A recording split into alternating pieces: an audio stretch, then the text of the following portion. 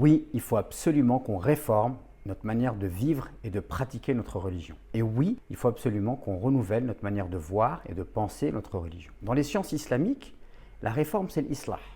Et le renouvellement de la pensée, c'est tajdid. Ce sont des termes nobles et reconnus dans les sciences islamiques. Le problème, c'est que certains peuvent utiliser ces notions nobles en leur donnant un sens dangereux, qui peut même aller jusqu'à la destruction de l'islam. Du coup, certains sont très méfiants lorsqu'ils entendent l'idée de réforme ou de renouveler la pensée. Ils sont plutôt attirés par le fait de figer la pensée, le fait d'être dans le suivisme des anciens, et voire même dans une forme de conservatisme. Comment faire la part des choses? Comment y voir plus clair sur ces questions essentielles? C'est ce que je vous propose d'aborder dans cette vidéo, alors restez avec moi.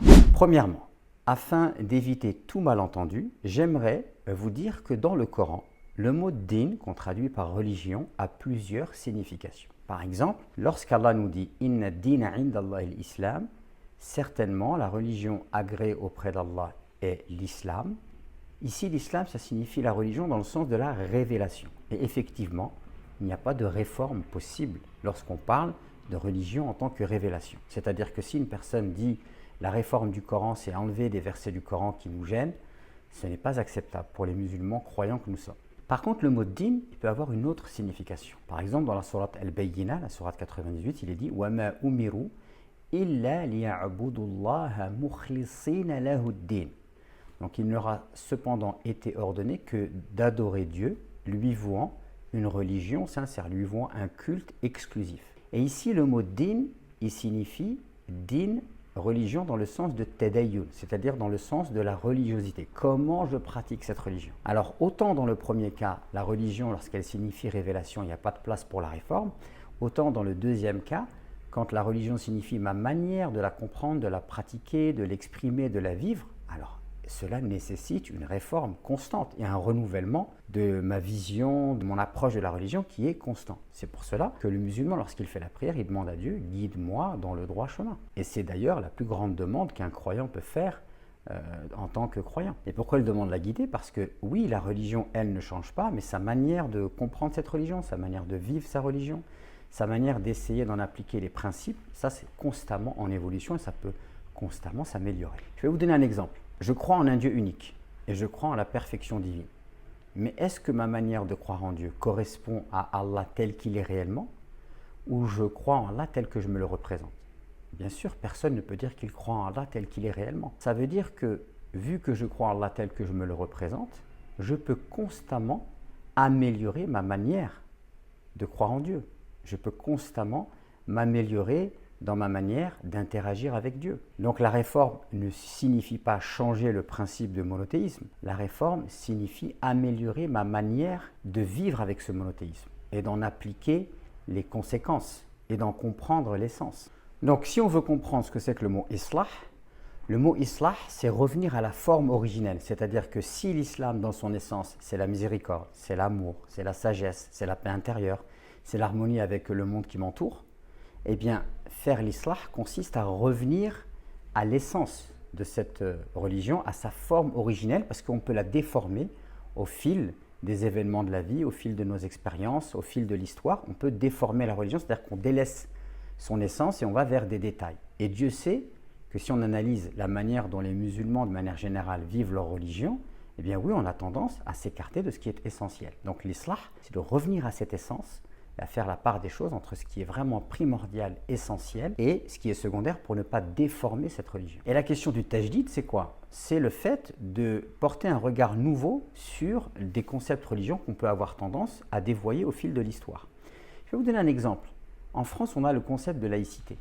La laïcité, quand on regarde à l'origine quel était son but, eh bien, on peut s'apercevoir qu'aujourd'hui, elle a été dévoyée. D'ailleurs, l'un des plus grands spécialistes en France de la laïcité, qui s'appelle Jean Bobéro, a écrit un livre qui s'intitule « La laïcité falsifiée ». Il parle de cette laïcité et il a même écrit un article dans lequel il dit qu'il ne faut pas utiliser la laïcité contre les musulmans. Eh bien, nous aussi, c'est la même chose. Est-ce qu'on n'a pas dévoyé certaines choses en matière de religion? Est-ce que, par exemple, dans les rapports hommes-femmes, on n'a pas, par le patriarcat, eh bien, déformer ce que le Coran attendait de nous dans les rapports hommes-femmes. Pareil aussi avec la notion de djihad. Le djihad qui ne signifie pas dans le Coran la lutte armée. Est-ce que on n'a pas dévoyé ce concept et on l'a sorti de sa dimension spirituelle, le plus grand djihad étant l'effort qu'on fait sur soi, et on l'a réduit à quelque chose qui est lié plus à la guerre, alors qu'à la base, dans le Coran, le mot djihad, il ne signifie pas cela. Je vais vous donner un exemple aussi de réforme et d'islah dont on a vraiment besoin. Par exemple, le Coran. Et je sais que quand je parle de Coran, les gens s'imaginent le livre qu'on a entre les mains. Le livre qu'on a entre les mains, ça s'appelle le Mus'haf. C'est le livre qui contient les versets du Coran. Le Mus'haf n'existait pas à l'époque du prophète, paix et paix sur lui. Mais le Coran existait. Et le Coran, qu'est-ce que c'est? C'est une révélation. Et il devient un Coran pour nous à partir du moment où on le récite et qu'on le médite avec le cœur. C'est là qu'il devient Coran. Donc quand aujourd'hui quelqu'un prend le Mus'haf, le lit sans rien comprendre, en vérité il est en train d'entretenir un rapport avec le Mus'haf, mais il ne développe pas un rapport avec le Coran. Car le Coran, on ne peut établir un rapport avec lui que lorsqu'on le lit en le méditant. C'est pour ça que les anciens disaient que lire un verset du Coran avec méditation est meilleur que de lire tout le Coran sans méditation.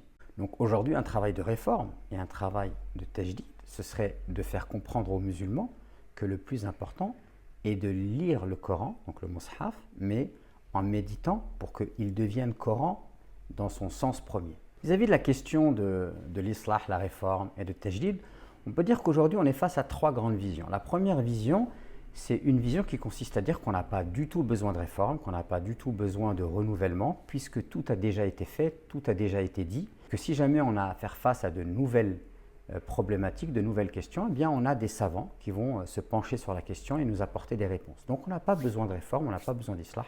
Cette religion, elle est parfaite, elle est protégée par Dieu, elle est telle qu'elle, on a juste à suivre. La deuxième vision, c'est ceux qui vont se centrer sur l'approche des islamologues, qui sont hostiles à l'islam, et ils vont dire, en fait, votre religion, elle est montée de toutes pièces, tout est faux, elle ne repose sur rien, d'accord? Et en fait, pour eux, leur réforme, eh bien, c'est la destruction de l'islam. La troisième vision sont ceux qui considèrent que la réforme et le renouvellement de la pensée est inévitable pour préserver l'islam en tant que perfection divine, pour préserver l'islam en tant que chemin qui mène vers le salut. Ceux qui sont porteurs de la troisième vision ne sont pas dans l'envie de détruire l'islam, parce qu'ils considèrent que l'islam c'est une perfection. Ce qu'ils souhaitent faire, c'est simplement améliorer, approfondir le rapport qu'ils ont avec la religion. Donc ceux qui considèrent qu'il ne faut surtout pas faire de réforme, ils sont dans une vision qui est figée, ils sont dans un repli sur eux-mêmes, ils sont dans une fermeture d'esprit. Et ça, en fait, c'est une voie qui les mène vers une autodestruction. Par contre, ceux qui sont dans une approche saine de la réforme sont dans une voie extrêmement stimulante, une voie qui leur demande de faire preuve de créativité, de recherche. Ils sont dans une quête de sens. Et qu'est-ce que c'est merveilleux de développer ce genre de rapport avec la religion. Ils sont en train de se poser des questions existentielles. Mais c'est quoi la vocation de l'islam? C'est quoi le véritable message de l'islam? C'est quoi la vision de l'islam et du Coran dans les rapports hommes-femmes? C'est quoi la véritable vision de l'islam dans les rapports entre les musulmans et les non-musulmans? Donc ceux qui sont dans cette voie de la réforme, en fait, ils vivent quelque chose de très fort avec la religion. Pour plus de compréhension, j'aimerais vous donner quelques éléments. Par exemple, on sait que les règles religieuses, qu'on appelle en arabe al-ahkam al-shar'iyya, elles se divisent en deux. Le premier type de règles, c'est ce qu'on appelle al-ahkam al-akhbariyya, c'est-à-dire les règles qui sont basées sur une information, c'est-à-dire sur un texte qui est probant et indiscutable.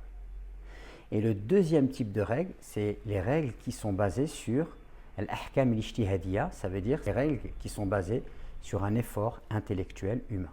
L'écrasante majeure partie des règles qui existent en islam sont des règles qu'on appelle al-ahkam al-ijtihadiyya. Elles sont issues d'un effort intellectuel humain. Et les règles qui sont issues de textes indiscutables sont ultra minoritaires. C'est peut-être de l'ordre de 80-20, 90-10 à peu près.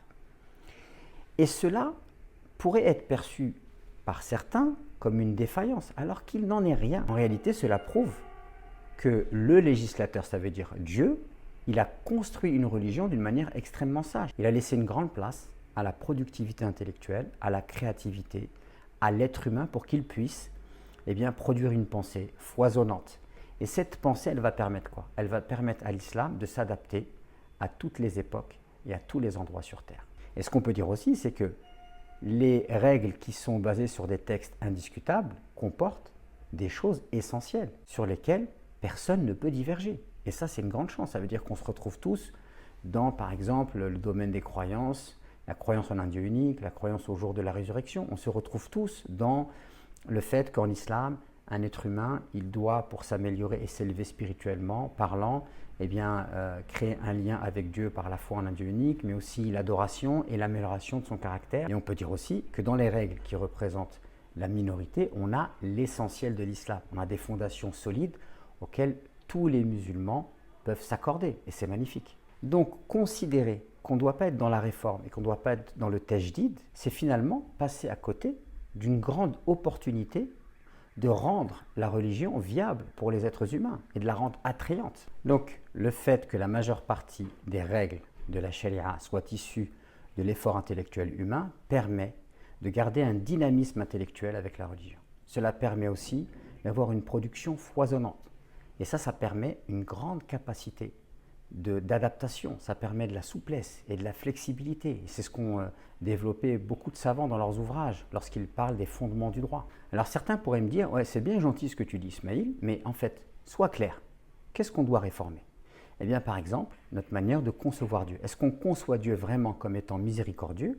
Ou alors est-ce qu'on n'a pas construit une représentation d'un Dieu vengeur et d'un Dieu tyrannique? Pareil, notre manière de voir la femme et de concevoir les rapports hommes-femmes, est-ce que ce n'est pas quelque chose sur lequel on doit travailler? Notre manière de voir la liberté de culte, est-ce qu'on est vraiment coranique dans notre manière de voir la liberté de culte aujourd'hui? Pareil, la question du halal-haram, est-ce qu'aujourd'hui on n'a pas hypertrophié toutes les questions qui sont liées au droit et des questions parfois même qui relèvent de détails, au point qu'on a étouffé le musulman qui souffre du coup et qui n'a plus la possibilité de penser à autre chose?